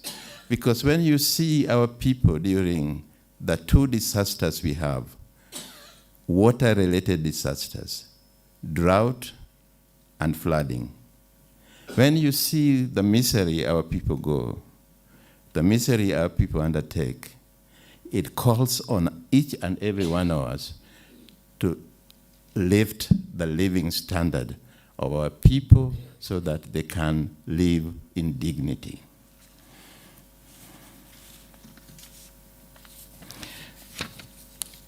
Let me continue with my speech. Second, there is a need for collective efforts towards realizing goals enshrined in the Paris Agreement. Third, the need to incorporate emerging dynamics in climate change mitigation and adaptation in the Paris Agreement. Fourth, mobilize resources to facilitate reviewing and harmonizing national climate change action plans on climate change in tandem with the emerging global and regional trends in addressing the phenomenon. Fifth, to undertake a collective regional assessment of the hurdles that Eastern Africa faces in training the objects of the Paris Agreement. Sixth, the need to diversify livelihood strategies in tandem with the climate change variability. 7, capacitating local actors and institutions to cope with the emerging dynamics of climate change remains a viable and sustainable solution to tackling the effects of climate change. Let me conclude once again by thanking the Executive Director, GLOSEPS, and his team for putting together such an intellectually engaging conference. I hope the insights gained here shall be used to influence policymaking processes and open new research frontiers in the climate change mitigation and adaptation. With these few remarks, I wish to now officially close this conference. Thank you very much.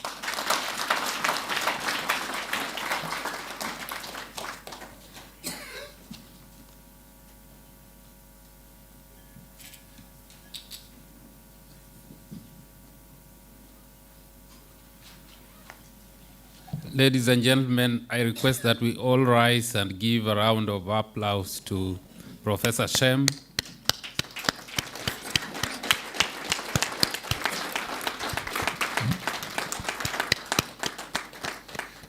Thank you, thank you. We may get seated, Prof. We appreciate you, and indeed you've demonstrated to us that even if you are retired, you can never be tired. Thank you very much. We request that we have a photo session, and our camera team requests that we take it from here. So please, Steve, organize for us the stage so that we can have our photo session with the chief guest and the entire team. This